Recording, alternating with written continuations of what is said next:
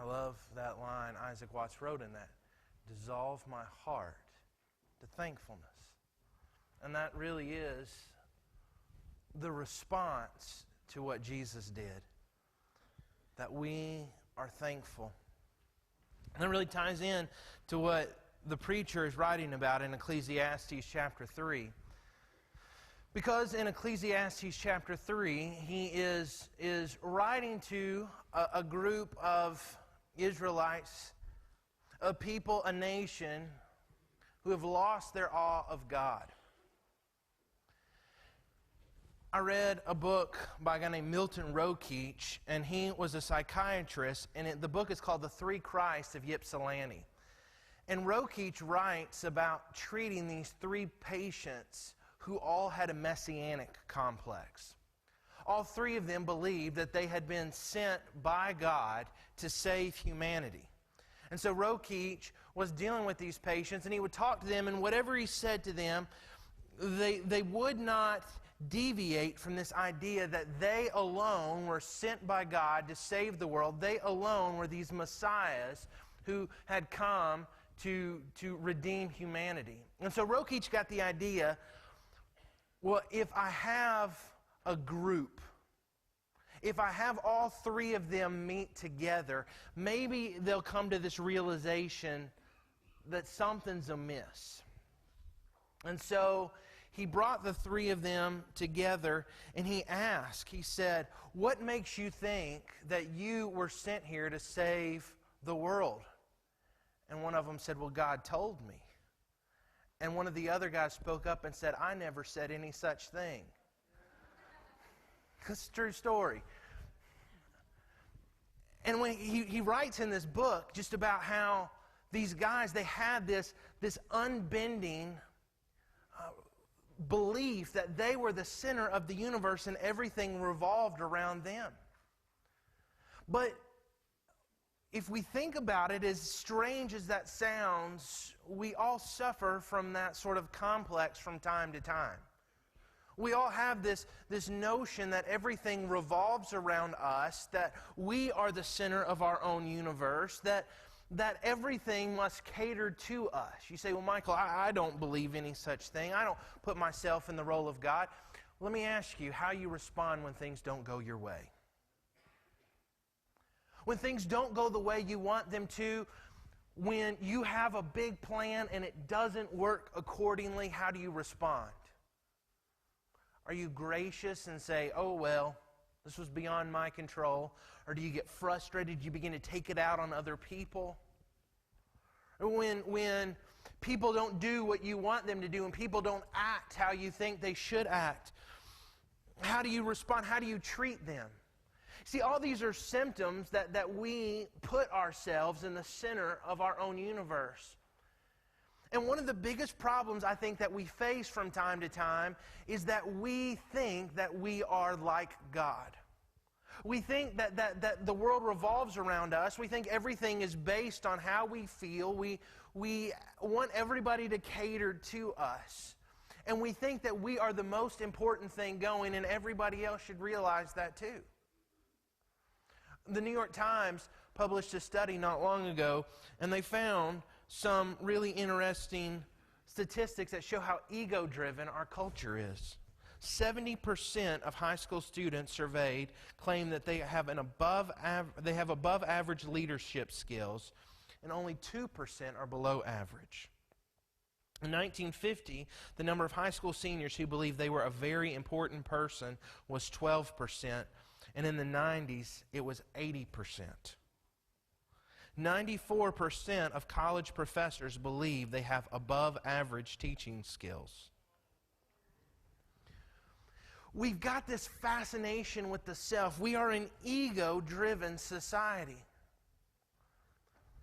And this is not a new thing, but the problem is that being an ego-driven society, it diminishes our awe of God.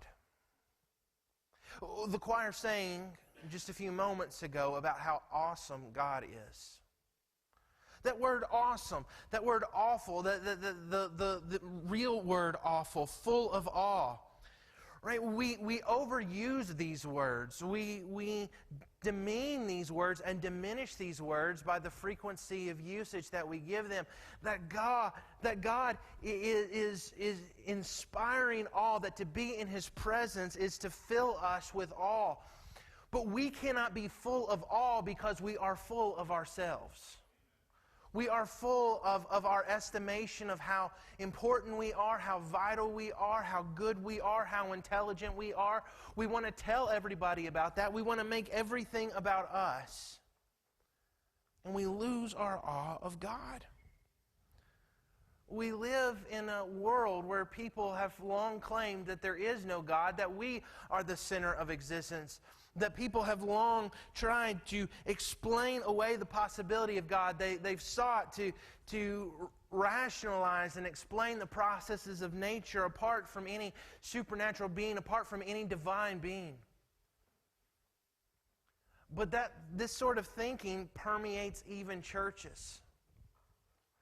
This isn't just people sitting in churches saying, man, our culture is messed up. This is people sitting in churches and we need to say we're messed up too.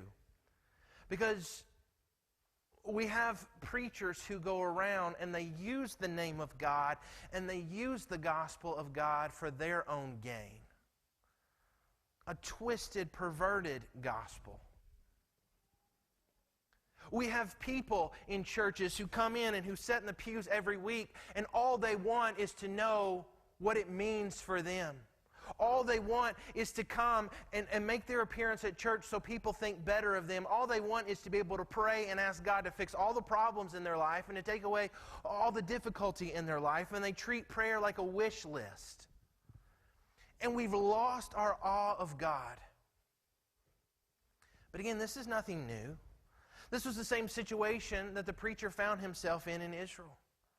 And so he writes in Ecclesiastes chapter 3 this poem, and it's an incredibly well-known poem to our culture because Pete Seeger turned it into a song and the Byrds had a #1 hit with it. But if you're familiar with the song, if you hear the 12-string guitar jangle as I'm reading this, we have been told that it's this optimistic poem of hope, but that's not the way it's written. Look with me at what the preacher writes in Ecclesiastes chapter 3, beginning in verse 1. He says, "For everything there is a season and a time for every matter under heaven." Now again, here's that phrase, under heaven, under the sun. So he's looking at life from this vertical outlook. He's looking at life to say, apart from God, if you deny God, if there is no God, what do we have with life? What is there? It's just this never-ending, unaltering, morbid, tireless cycle.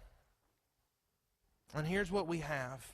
Verse 2, there's a time to be born and a time to die, a time to plant and a time to pluck up what is planted, a time to kill and a time to heal, a time to break down and a time to build up, a time to weep and a time to laugh, a time to mourn and a time to dance, a time to cast away stones and a time to gather stones together, a time of embrace and a time to refrain from embracing, a time to seek and a time to lose, a time to keep and a time to cast away, a time to tear and a time to sow, a time to keep silence and a time to speak, a time to love and a time to hate, a time for war and a time for peace.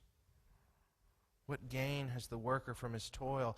I have seen the busyness that God has given to the children of man to be busy with. He has made everything beautiful in its time.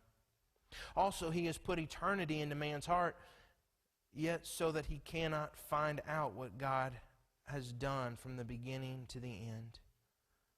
I perceive that there is nothing better for them than to be joyful and to do good as long as they live. Also, that everyone should eat and drink and take pleasure in all his toil.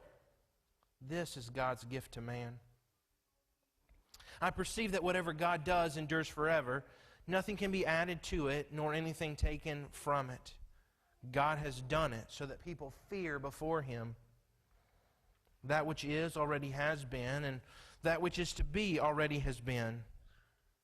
And God seeks what has been driven away.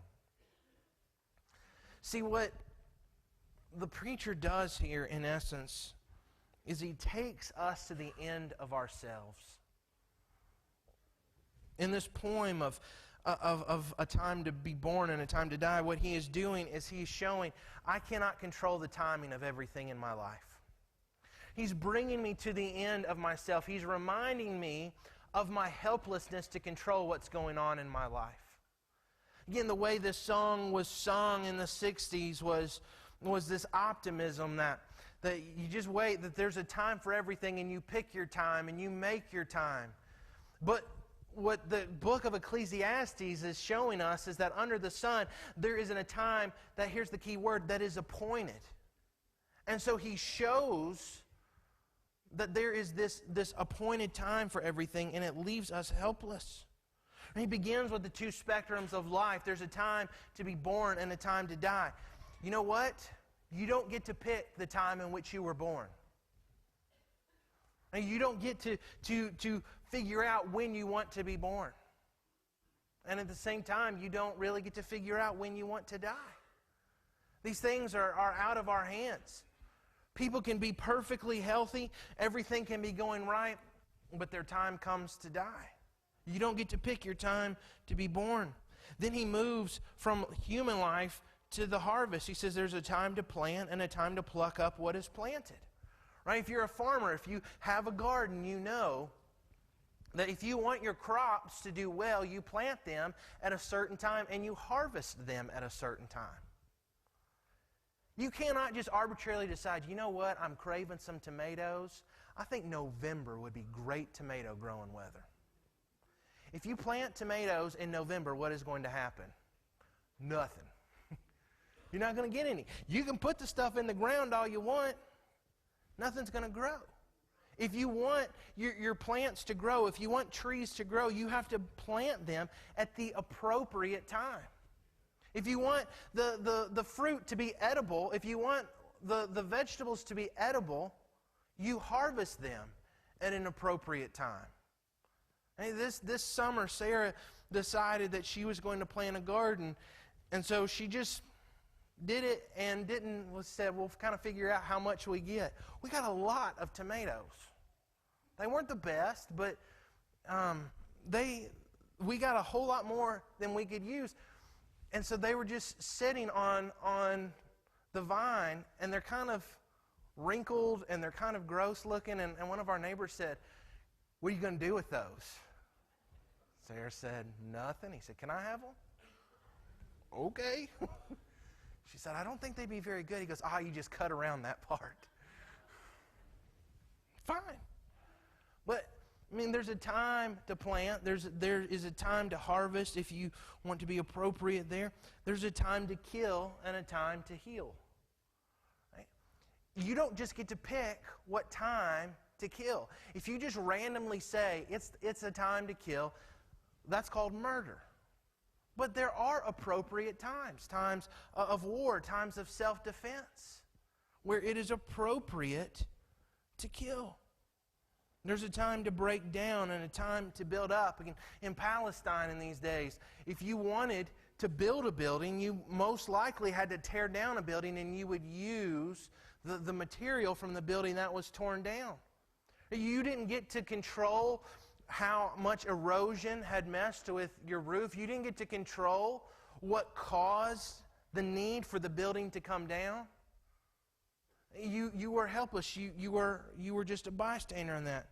And he said there's a time to weep and to laugh, to mourn and to dance. There are appropriate times of laughter. There are appropriate times of mourning. There are appropriate times of celebration. It would be morose for there to just be a whole bunch of laughter and mirth at a funeral. If you see people weeping and wailing at a wedding, you think, uh-oh, the bride's mom doesn't like this guy very much. There are times where it is appropriate to do this. He says there are times where it's appropriate to cast away stones or to gather stones, to embrace or refrain from embracing. And this probably refers to military conquest with the casting away stones and the gathering stones, and then he ties it together with this act of embracing. There's a time where people come together, but then there are times when they go apart. Anybody who's ever had friendships, anybody who's ever had relationships with other people knows that there are times when beyond your control the relationship ends or something sour comes in between it, and there's this time where the relationship ends. There's a time to seek and a time to lose. There's an appropriate time to acquire possessions and to give up possessions. And then he talks about there's a time to keep stuff. There's a time to cast away stuff. There's a time to tear and to sow. This is referring to mourning. In the Bible, when people would mourn something, they would tear their clothes. They would rip their clothes. But when the time of mourning was done, they would sew their clothes back together. So there's a time to tear. There's a time to sew back together. There's a time to keep silent and a time to speak. Again, this probably refers to mourning as well. If you remember in the book of Job, there in Job 2, when Job's family had all passed away, it says that the family just sat there, all his friends sat there in silence with him. For a week they did not speak, and that was part of the custom, was you would just sit in silence during this time of mourning. But then there was a time when life had to move on, and the mourning would end. And then he ends with these major contrasts there in verse 8. There's a time to love and a time to hate, a time for war and a time for peace. And then he returns to the question in verse 9 that has driven this book. What gain is there? What profit is there? What does man have to show? Right? He is a victim. He is caught up in this endless cycle of seasons, of times to rejoice and times to mourn, and all these things happen to him, and he is forced into one appropriate response after another, one appropriate season after another. And what does he have to gain for all of it? What does he have to show for being on this cycle? What does he have to show for life? But then he says in verse 10 something that's important. He says, I've seen this busyness that God has given. He is pointing us in this point to understand, I can't control everything that happens in my life.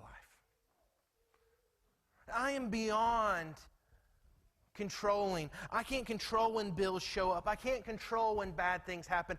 I can't control when sickness comes. I can't control when death comes. I can't control when people attack. I can't control any of that stuff. To enter into these seasons is something that I am helpless in. I cannot do anything to prevent it, and all I can do is just act appropriately and move from one season to another. But then the preacher reminds us God is in control. God is the one who is appointing these things. But now he's going to show us that God is in control. He's brought us to the end. He's reminded us, I cannot control my life. I cannot control the things of my life. But I serve a God who can. I serve a God who is in control. You see, here's the thing, is all these seasons, they cancel each other out. Do you notice that? There's a time to be born and a time to die, a time to plant, a time to pluck up, a time to kill, a time to heal, a time to break down, build up, weep, laugh, mourn, dance, cast away stones, gather stones, embrace, refrain from embracing, seek, lose, keep, cast away, tear and sow, keep silent, speak, love, hate, war, peace. All these things cancel each other out. And so all we're left with is this season where we've got nothing to show for it. We've got nothing new. We've got nothing gained. It's just one thing. It's one season, one event canceling another out. But the preacher wants us to see why we can hope in God, why we can trust in God. And he's showing us that only God can be trusted with the seasons of my life. See, if it's about me, if it's about how I try and control things, all I'm going to be left with is frustration. All I'm going to be left with is anger and bitterness because I can't control stuff. I'm just going to be frustrated. I'm just going to be helpless. I'm just going to be upset that I cannot do anything. But the preacher here wants us to see beyond ourselves. God has given us these tasks. And so he tells us 4 things about God that all work together, that help build this foundation of trust for us, that help build this notion that we can always trust in God because of who God is. And the first thing he wants us to see is that God is sovereign. He says he has made everything beautiful. More literally, he has made everything appropriate in its time. The preacher's saying God's sovereign over all times. We use that word sovereign. It's sort of a churchy word. It just means that God's in control. It means God is on his throne. And the preacher here is telling us God is the one who makes all things appropriate. God is the one who determines what changes the seasons. God is the one who is over all things. And if I'm trying to figure out my life, if I'm trying to take control of it, I can't. But God's sovereignty simply means he's in control. And though this may sound elementary, this may sound basic, we need to remember, if God is in control, it means that I am not. See, this is where we don't like it. We have no problem saying God's in control. But we like the illusion of a partnership. Right? Have you ever seen those bumper stickers, God is my co-pilot? What that bumper sticker means, we like to think, is that God and I are working together on this stuff. That God consults with me. Michael, how would you like to go through this now? Michael, is it time for a change of seasons? Michael, can we move on to the next season of life? That we are piloting my life together. Problem is that idea is nowhere in the Bible. God is not my co-pilot. God is my king. God is my sovereign. He is in control. He makes all things beautiful. He makes all things appropriate. See, the preacher knows we don't like to admit this. We don't like to admit that we're not in control. And so, like a good rhetorical person, the preacher, he makes sure that he's taken away our argument from us. You see, the preacher doesn't start by saying God's in control. The preacher starts by saying you're not in control. The preacher shows us that we are in this cycle of seasons, that we are in this pattern of just one thing canceling another out. And once we are brought to the point where I say, I'm not in control, there's nothing I can do about this, there's nothing I can do to control the seasons of my life, the preacher then turns and says, here's the only alternative. God is in control. People say, well, Michael, if God's in control, then why does this happen and why does this happen? Here's the alternative. God is not in control and bad stuff still happens. If you remove God's authority from the situation, if you remove God's power, you still have bad stuff happen in your life, and all you're left with is these difficult seasons for absolutely no purpose and with absolutely no hope. People who deny the existence of God based on the fact that bad things happen in the world, guess what? Bad things still happen in the world. Denying God does not prevent somebody walking into a school and opening fire. Denying God does not prevent genocide of people based on their religion. Denying God does not prevent cancer. Denying God does not prevent poverty. Denying God does not prevent suffering. All it is left with is that suffering is more meaningless and there is no hope to change it. And so the preacher has brought us to this point where I'm not in control. And the only thing I can see is a God who is in control. And he tells us God has made us with this sense of eternity in our hearts. God has made us. He has created humanity. Part of the image of God that we were given is that we understand there is something bigger than us. We all know intuitively that there is something greater than us out there. It's the only way life makes sense. It's the only way creation makes sense. But we know that first part of the verse, but it's the second part that we often forget. You see what he says? He says he has put eternity into man's heart, yet so he cannot figure out what God has done from beginning to the end. Do you hear that? God made us understand there has to be something bigger than us, so that we're all the more puzzled by what is happening around us. It doesn't make sense.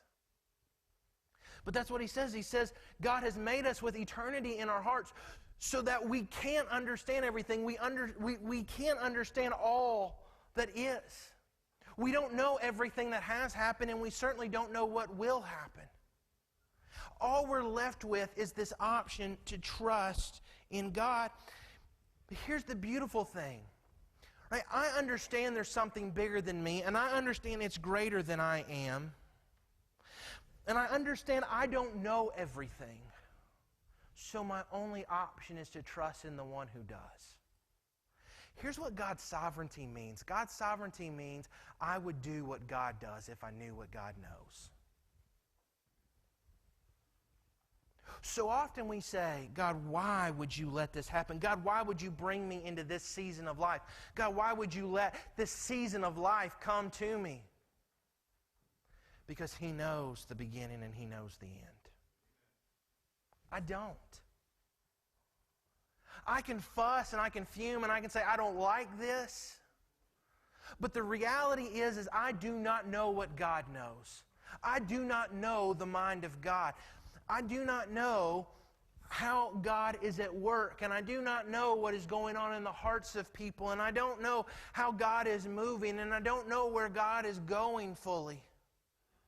But God knows those things. And so every change of season in my life is part of God working towards this one end of history, and that is that he is glorified. And so we have this sovereign God. But coupled with God's sovereignty is his goodness.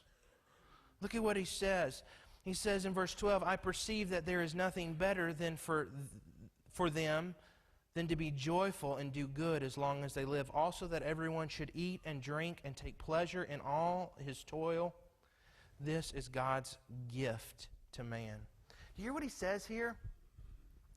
So we're caught up in these seasons, and we don't know where we're going, and we don't know what the future holds, and we don't know everything about the past.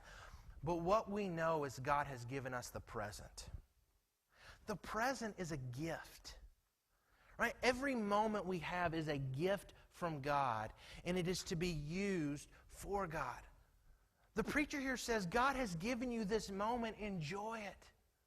You know, all of us have so much in our lives to be thankful for. God has blessed us so immensely with friends and family, a church family, possessions and food, and we have so much for which to be thankful for in the present. But what we do is we stop focusing on all God is doing for us and all God has provided for us, and we start to worry, well, what's coming next? We start to panic. We start to doubt what is in the future instead of celebrating what is in the present. See, the preacher here is saying we miss God's goodness. We miss what he is doing for us each and every moment because we're so worried that we can't control the future. We're so upset that we can't control what's going on in our lives. We miss all the good little things that God does in our lives on a daily basis. One of the toughest times in my life, when Sarah was in the hospital, when she was pregnant with Henry, man, I was so flooded by fear because I didn't know what the future held for my wife, for my son. And I was studying for a sermon. And I saw in Genesis, when Joseph is taken by his brothers and he is thrown in a pit, ready to be sold into slavery, it says there, and there was no water in the well. Man, that verse became my lifeline. Because what that verse is saying is, yeah, Joseph was about to be sold into slavery. Yeah, his brothers betrayed him. But it could have been worse. God was still looking out for him. God was still providing for him. And it was the time of year when these wells, these cisterns, were not full of water. Because if Joseph was thrown in there then, it could have been much worse. He could have even died. And so often, we are so consumed with what's going to happen in the future and what's God going to do in the future and how's God going to provide in the future that we ignore all the ways to be thankful in the present. We ignore God's goodness in the present. Since we cannot control and understand the times that God has set, we can enjoy the gifts that He has given us in these times, in the present. See, part of our sinfulness is expressed in the fact that God provides for us in the present and we still want more. I have food to eat, I have something to drink, I have clothes to wear, I have a task to do. But then I think God's goodness is bound up in whether or not He's going to show me where I'm going in the future. I think that my service to God is tied to whether or not He'll give me this blueprint, this map that says, okay, Michael, here's what the next seasons of your life are going to be like. See, God provides for us in the present so that we can trust in Him in the future. The fact that I have no wants right now, the fact that God has provided for every need I have, says if God can provide for me today, guess what's reasonable to assume He's going to do tomorrow? But as Christians, as a church, sometimes we go, oh no, what is the future going to hold? What is tomorrow going to be like? It's going to be like today. It's going to be where God meets my needs. It's going to be where He gives me good gifts. And these two truths are tied together. God is sovereign. God is in control. God is orchestrating the seasons of the world and of my life and of humanity. But that God is good. That God who is sovereign, that God who is ruling, that God who is reigning, He meets my needs today. He has given me glimpses of His goodness every single day of my life. And every day as I see those glimpses of His goodness, every day as I see why He can be trusted and how good He is, it ought to engender more trust for the future. And instead of worrying and instead of doubting and instead of trying to make it about what I want, and instead of trying to take the reins of my life, I see, hey, God's provided for me today. God met my needs today. He's going to do that tomorrow. He's going to do that next week. He's going to do that next month. He's going to do that next year. He's going to do that every day until it's a time to die. See, a lack of trust in God's plan reveals a suspicion that God is really not good. When I'm worried about what God has in the future for me, when I say, now, listen, I can't just live, Michael, without knowing details. God's got to tell me something. God's got to show me a little bit of something. God, can you please work this out? God, can you please map out my future for me? That fear, that worry really means that in the back of my mind, I think, God's not going to take care of me. God's not going to provide for me. God's not going to meet my needs. God's not going to give me what He wants me to have in order for me to serve Him. And our worry really is a suspicion that He is not good. And so we see God as good, but then third, we see God is eternal. He says in verse 14, I perceive that whatever God does endures forever. Why do things happen as they do? An answer begins to emerge here. The things I'm in control of, my life, do you remember what the preacher says it is? It's a vapor. It's nothing. The works I have, they're nothing. They last just a short while, but what God does, it endures forever. And so if I'm trying to take the reins of my life, if I'm trying to live my life, if I'm trying to set the seasons and control the seasons of my life, it's not going to work and it's not going to last. But what God is doing is looking to this long view of eternity. And so what God does endures forever. God is eternal. Here's what that means. It means that what God does is permanent. There's no possibility of failure. Do you ever think about that?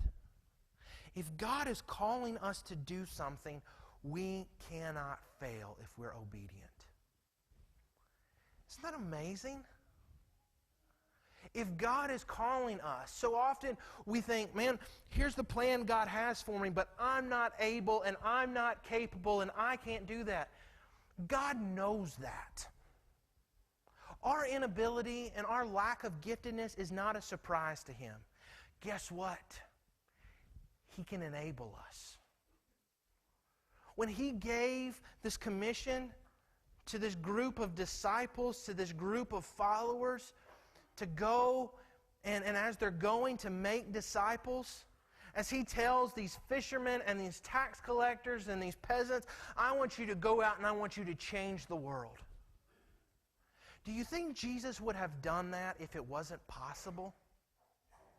But we look and we go, well, man, there's this secularism on the rise, and politicians, they're nuts, and they can't do anything, and the morality in our culture is horrible. What is the church going to do in this century? Trust in what God has told us to do. What He does endures forever. And if all we're caught up in is what we can do and what our own strength will allow us to do, it's vapor. But if we trust in Him, if we depend on Him, His plan, His purposes, His work, it cannot fail. It endures forever. But it's complete. Nothing needs to be added to it. You see what He says? He says nothing can be added to it. That is, God doesn't need my input. God doesn't need me to help Him refine His plan for my life. I am not a consultant here where I come up to God and I say, okay, now, God, I see what you're wanting me to do and I see how you're wanting me to be generous. But God, let me just very graciously, God, humbly, let me let you know some things that maybe you weren't aware of. God, maybe there's a couple things you hadn't thought about. What the stock market's doing. God, I know you want me to use my time to serve, but God, let me just help you think through a couple things here. Maybe as you're aware of these, maybe you'll see things in a different light. God's plan is complete. It doesn't need input from me. It doesn't need me adding to it. But not only is it complete, it's secure. Nothing can be taken from it. He says that in verse 14 there. Nothing taken from it. That is, nothing from the outside can come and destroy what God is doing. Jesus said it like this: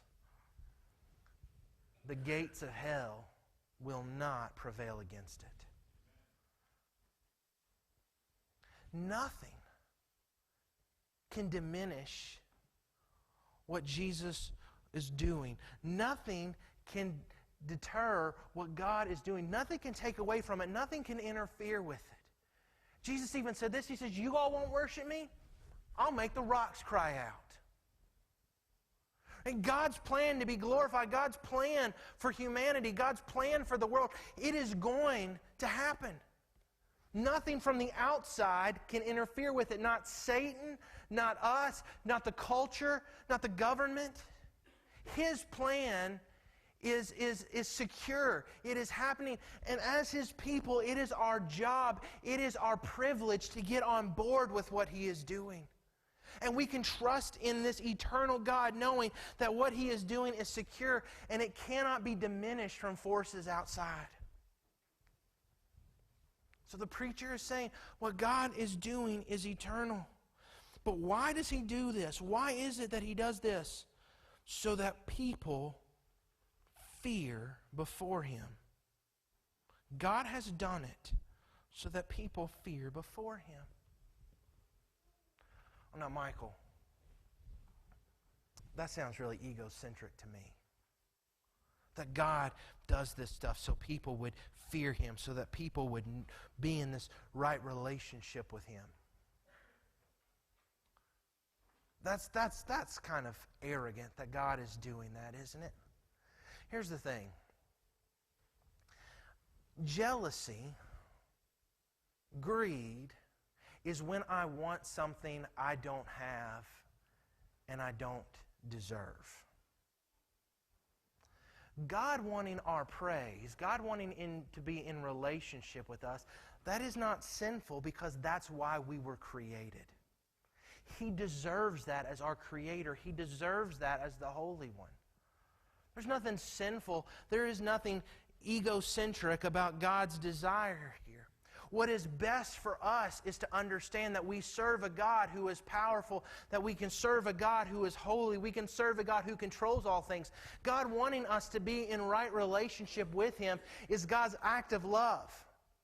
Here's the thing, God did not create because He needed love. God existed in love before the world was created. God existed in fellowship from before the world was created. If there was not love, if there was not fellowship before the world was created, God would need us to make Him God. But God was already God. God was already worthy. God was already in fellowship. And when God created, He invited us into what was already going on in eternity past. Every other God needs submission, needs love, needs obedience in order to meet their purpose. But the triune God had that because of who He is apart from humanity. But because He loves us, He invites us into that already existed. And God is eternal. And our helplessness here makes us aware, my only hope is to be dependent on Him. But the final thing I want us to see is that God is watching. He is watching over us. It says in verse 15, that which is already has been, and that which is to be already has been. And God seeks what has been driven away. This speaks of God's watchful concern. This phrase, God seeks what has been driven away, it's a real puzzling phrase. And what I think it means is He's talking about those who are oppressed. When this phrase is used, it's always used to speak of bringing justice to those who are oppressed. And I think what the preacher is doing here is when he speaks about God seeking out that which has been driven away, God seeking to restore what has been lost. Is He saying, yeah, there are tough seasons in life, but God is watching over us to restore all things. God is watching over us in care, in sovereignty, with this look towards eternity, and He is working to make sure that we are taken care of. See, what He's saying is even in our most difficult situations, God will not abandon us and will bring justice. Think, well, what does this have to do with this talk of seasons? What does this have to do with this cycle of time? Here's what it has to do. Is when things aren't going my way, when things are tough, when I'm in a difficult season of life, my health is failing me, when my finances are diminishing, when I've lost a job, It's easy for me to be bitter. And it's easy for me to lack contentment. It's easy for me to think, God, you've got to do something more. God, where are you? God, why aren't you working? God, how can you let this happen? God, have you abandoned me? But the preacher is saying, listen, nothing is ultimately lost with God. Because He will give what we think we lose. He will give us what was lost. He is watching over us to make sure that justice triumphs. And as I read that, I think, isn't that exactly what Jesus did?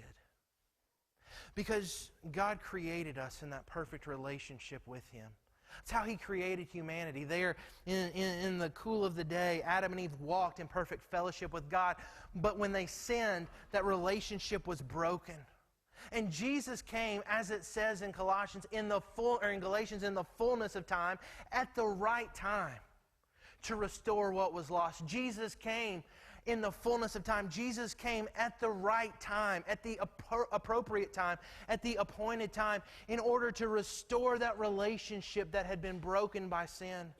And Jesus lived a sinless life, and He died at the appropriate time.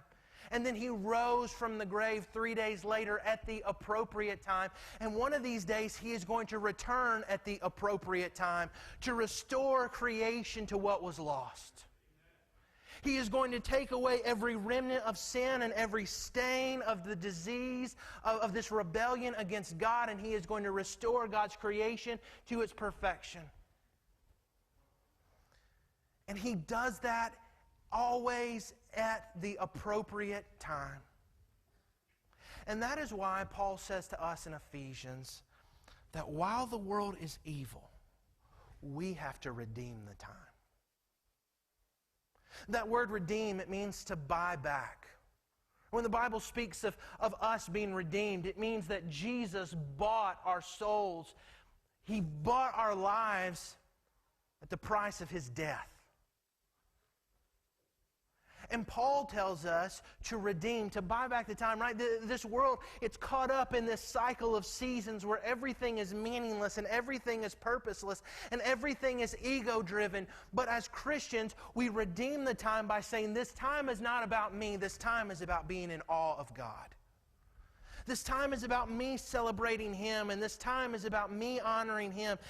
And as I trust in His sovereignty and His goodness, as I trust in the fact that He knows all things and what He does endures forever, as I trust in the fact that He is always watching over me, every moment of every day I am redeeming from evil and I am using it for God.